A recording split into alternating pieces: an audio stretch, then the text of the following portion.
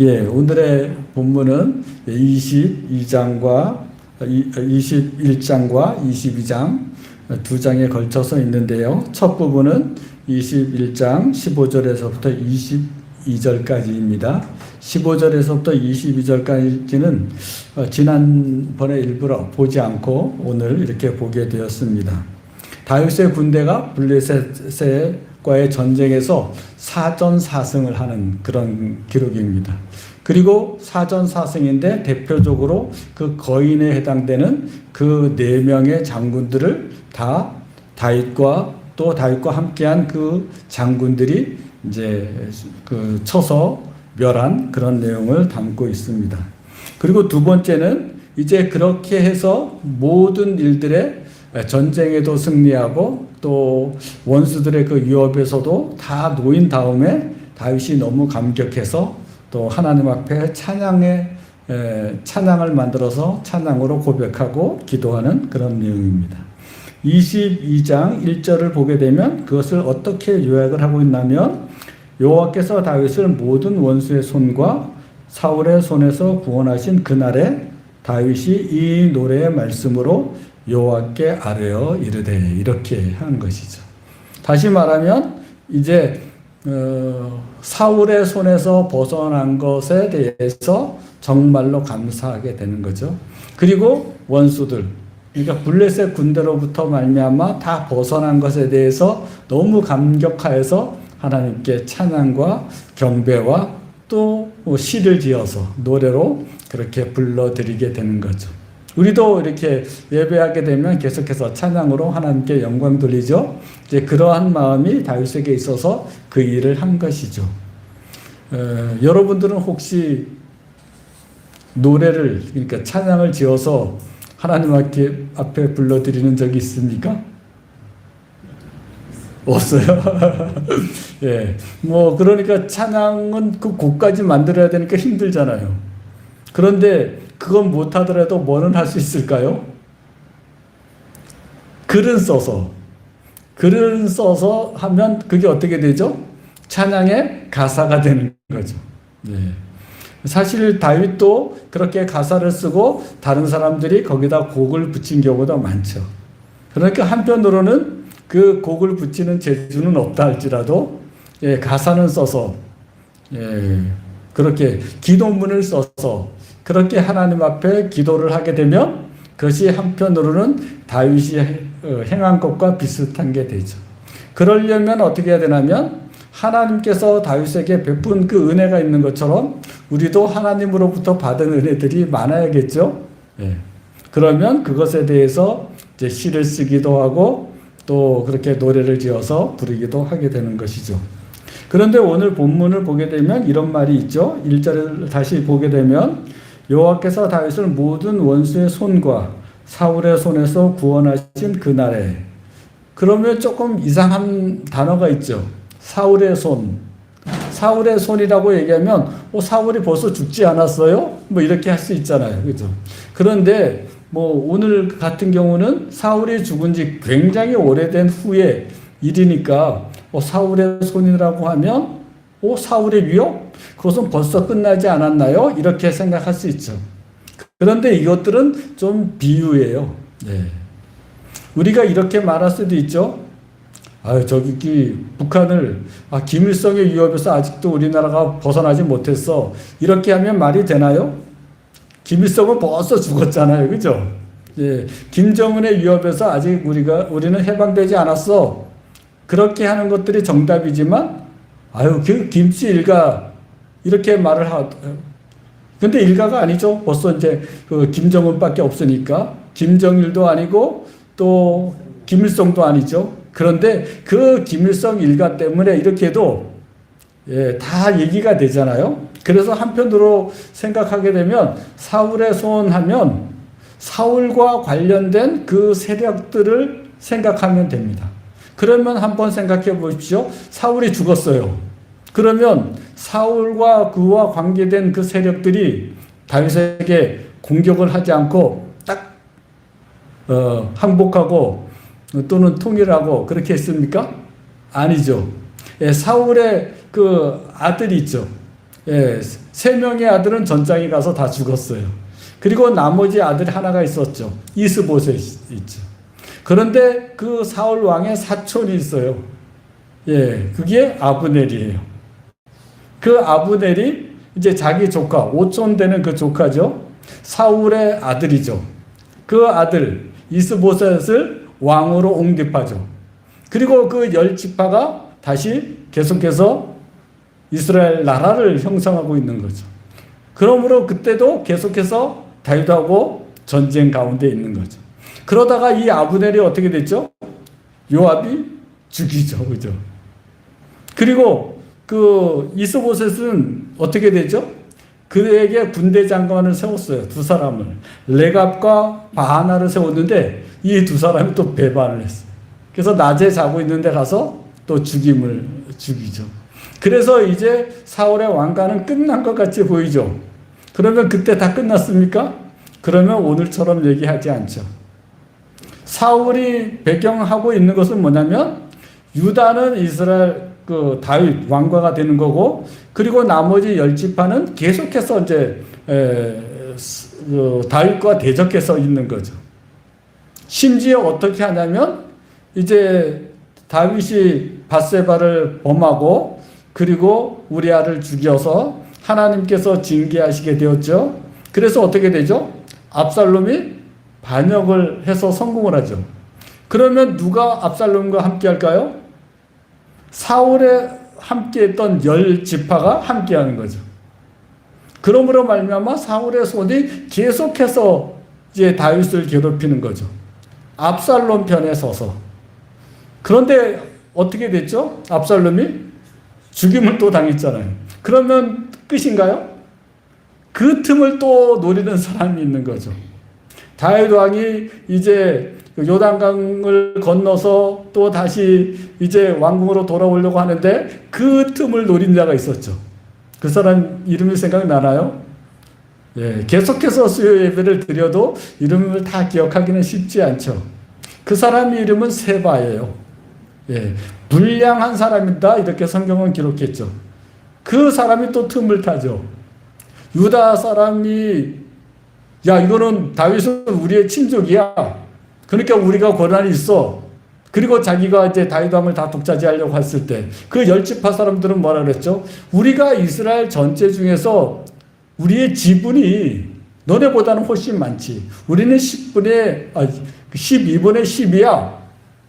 그러면서 이스라엘 사람들이 또 다윗의 족속인 유다 사람들하고 이제 분쟁을 시작했죠. 그 틈을 노린 사람이 세바가 되죠. 그리고 이제 세바도 죽임을 당하게 되는 거죠. 그러므로 말미암아 그렇게 될 때 이제 그 세바는 또 다시 10지파를 규합해서 다윗을 대적하는 거죠. 그러므로 말미암아 다윗은 이렇게 생각하는 거죠. 사울의 손이 여전히 계속해서 대적하고 있는 것이죠. 그래서 그렇게 고백하는 거죠. 이제 사울의 손은 이제 끝났다 이렇게 되는 거죠. 그리고 이제 그 원수들 블레셋과의 그 전투, 오늘 이제 본문에 나온 것처럼 계속해서 승리를 해서 끝났다 이렇게 되는 거죠. 그러므로 말미암아 하나님 감사합니다. 블레셋도 다 이기게 하시고 또 사울의 손에서도 다 벗어나고 그들을 제압하고 이제 이스라엘이 하나가 되었습니다. 통일 왕국이 되었습니다. 라는 고백과 감사로 하나님 앞에 찬양을 드리게 되는 거죠. 그게 22장의 내용입니다. 그런데 그것을 한번 좀 그 15절부터 이렇게 좀 자세하게 보면 이렇게 되죠. 15절 중에 15절을 보게 되면 15절에서부터 17절까지인데요. 블레셋 사람이 다시 이스라엘을 치거늘 다윗이 그의 부하들과 함께 내려가서 블레셋 사람과 싸우더니 다윗이 피곤함에 이제 다윗이 이제 피곤하게 되고 지치게 되다 보니까 이제 그 블레셋 장군 가운데 이스비브노비라는 사람이 이제 계속해서 다윗을 죽이려고 하죠. 16절에서 보는 것처럼. 그럴 때 이제 그 요압의 동생 아비새가 함께해서 17절에 나오는 것처럼 이스비브놉을 쳐서 죽이게 되죠. 그래서 다윗이 그 위기를 벗어나는 그런 장면들이 이제 15절에서부터 17절까지 나와 있죠. 그리고 또 18절에는 그 이스라엘 장군 십부게가 블레셋 군대의 거인족의 아들인 삽을 쳐서 죽이는 일이 일어나죠. 또 세 번째 전쟁은 또 엘하나니 골리앗의 아우 라흐미를 죽이는 것들이 또 19절에 또 그렇게 기록하고 있죠. 마지막으로 보게 되면 20에서 21절에 보게 되면 다윗의 형 삼마의 그 아들 요나단이 이제 발가락도 6개, 손가락도 6개인 그 거인을 또 죽인 그런 일들이 일어나게 되는 거죠. 그러므로 말미암아 이제 블레셋 군대도 제압한 것들이 소상하게 나오는 것입니다. 그리고 앞서서 말씀을 드린 것처럼 이렇게 그 하나님 앞에 사울의 그 손들도 다 이김으로 말미암아 하나님 앞에 영광과 찬송을 드리게 되는 거죠. 그런데 한번 생각해 보십시오. 그렇다면 지금 이게 찬양이 있잖아요. 하나님 앞에 또 시를 지어서 노래를 지어서 이렇게 보냈잖아요. 그러면 이게 다윗이 어떤 시점입니까?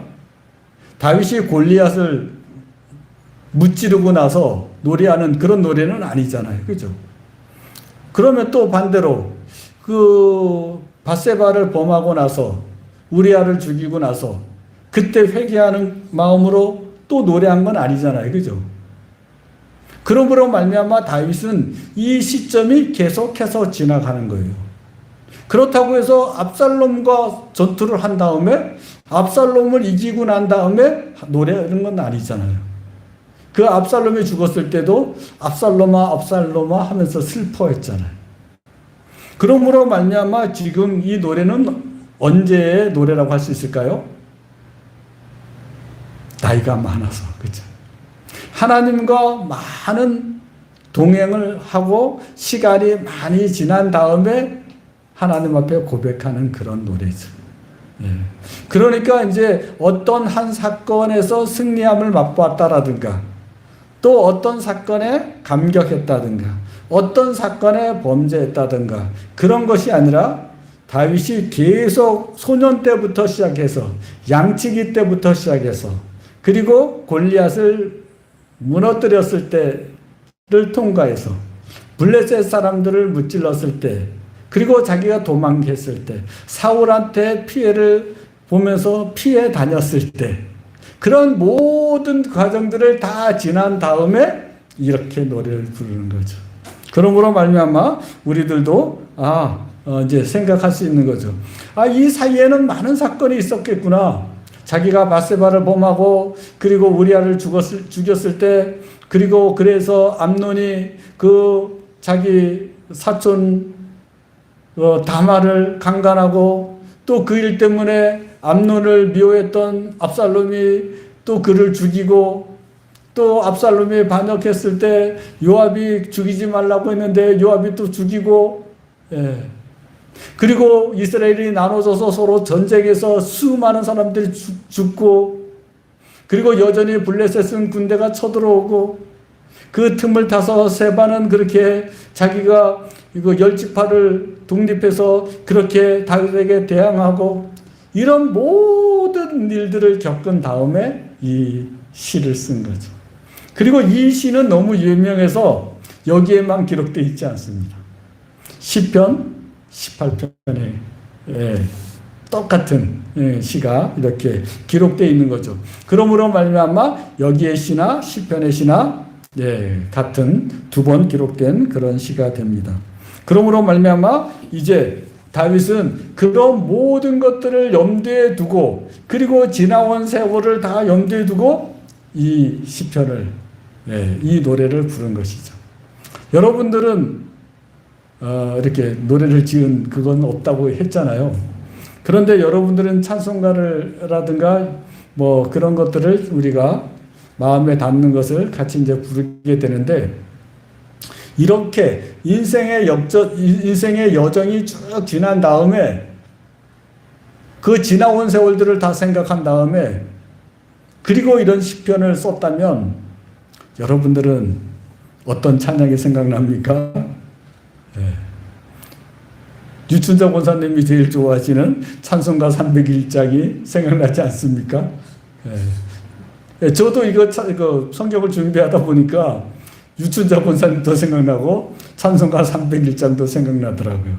아, 그런 마음으로 이렇게 했겠구나 하고 다윗의 마음을 느꼈습니다. 그래서 그 가사를 조금 보게 되면 지금까지 지내온 것 주의 크신 은혜라. 한이 없는 주의 사랑 어찌 이루 말하랴. 이런 내용들이 있더라고요. 그 은혜들이 계속해서 넘치는 거죠. 몸도 맘도 연약하나 세임받아 살았네. 예. 사랑 없는 거리에나 험한 산길 헤맬 때 주의 손을 굳게 잡고 찬송하며 가리라. 이제 그런 내용의 시입니다. 한번 그런 마음을 이제 염두에 두고 이 시편을 한번 감상을 해보도록 하겠습니다. 시편 우리 22장 2절을 보겠습니다. 다 같이 한번 읽겠습니다. 시작. 여호와여 나의 반석이시오 나의 요새시오 나를 위하여 나를 건지시는 자시오. 예. 여러분들에게 있어서 하나님은 어떤 분이십니까? 예. 예. 반석이십니까? 예. 요새이십니까? 예. 여러분들을 구원하신 그 위기에서 건지신 그런 분이십니까? 예. 다윗은 그렇게 고백하고 있어요. 다윗의 삶을 우리가 다 알잖아요. 예. 저도 연변에서 이런 적이 있었어요.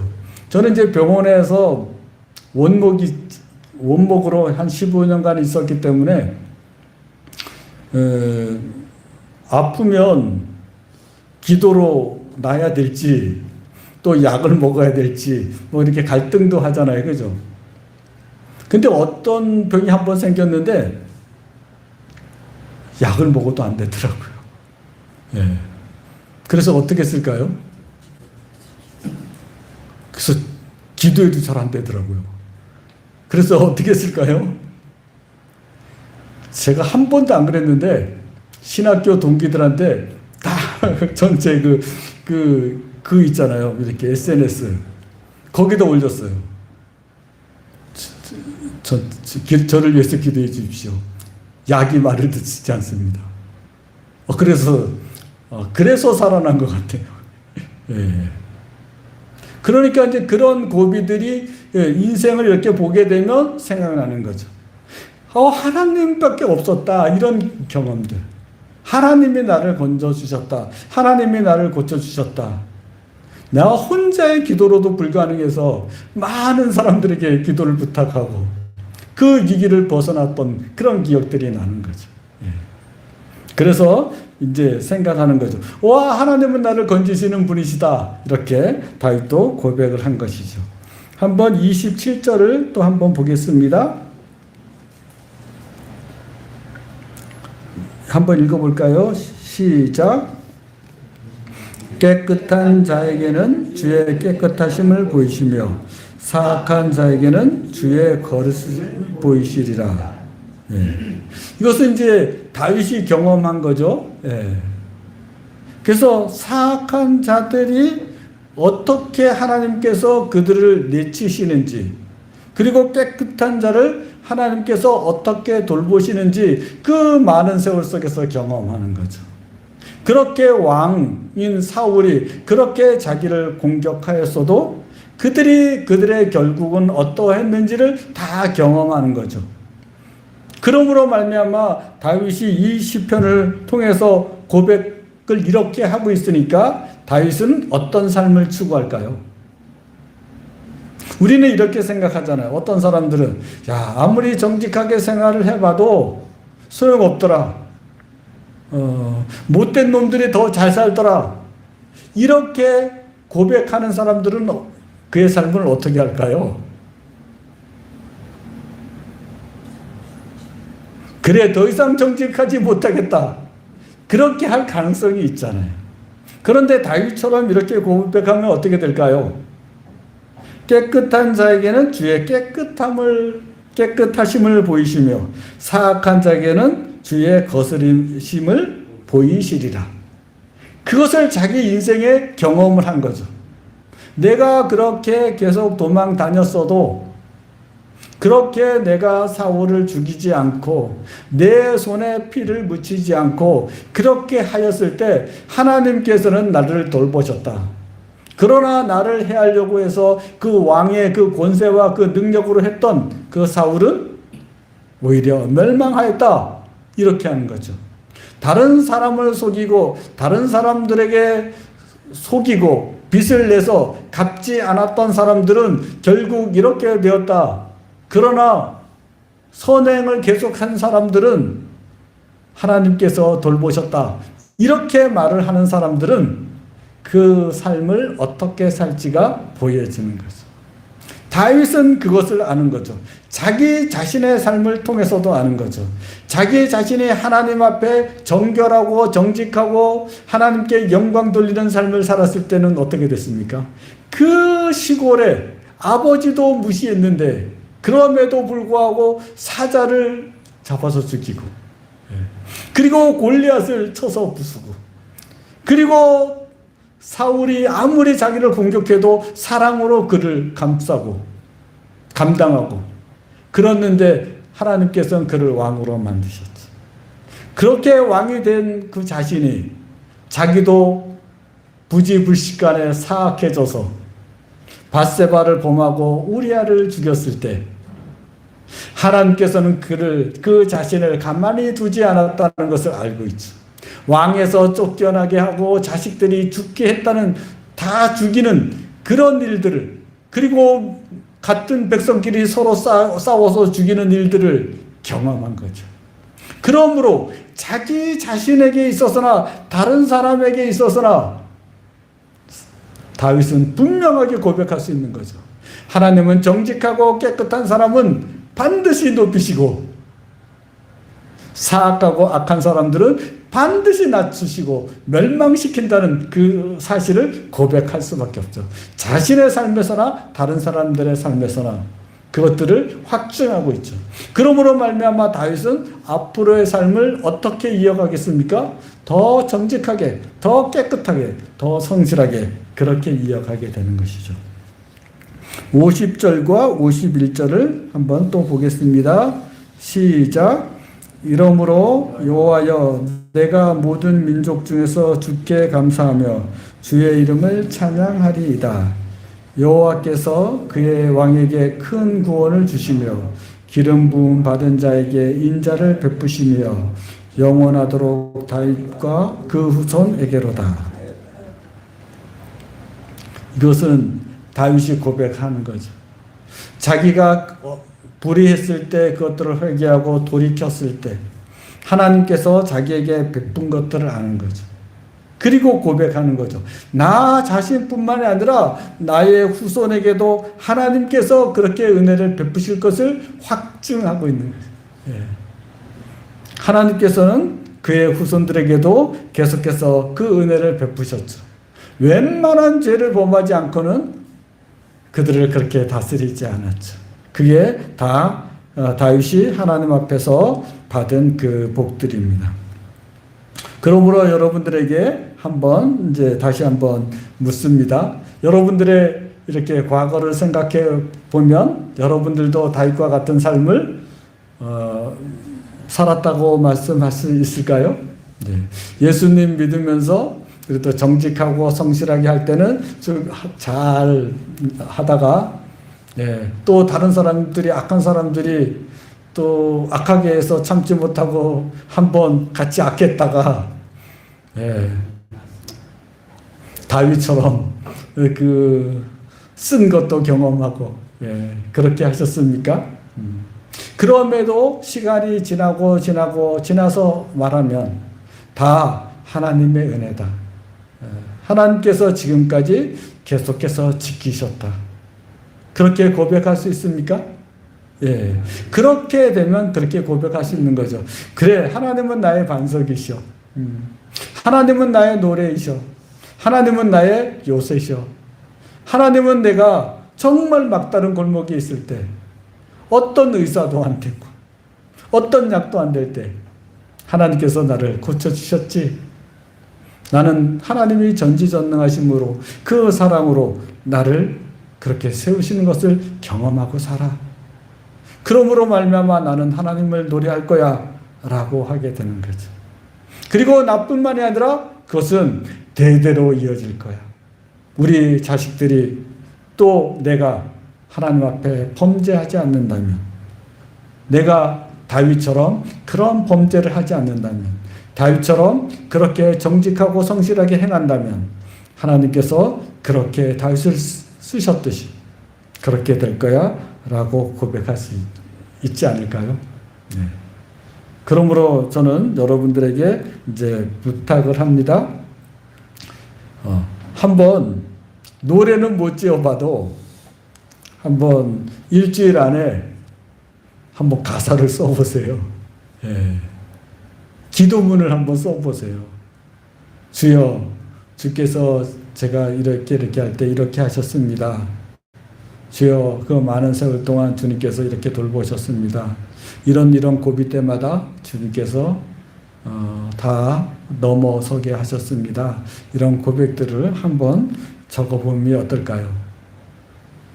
그래서 다 적으시면 정 노래를 만들 자신이 없으면 요즘은 AI가 다 만들어주더라고요.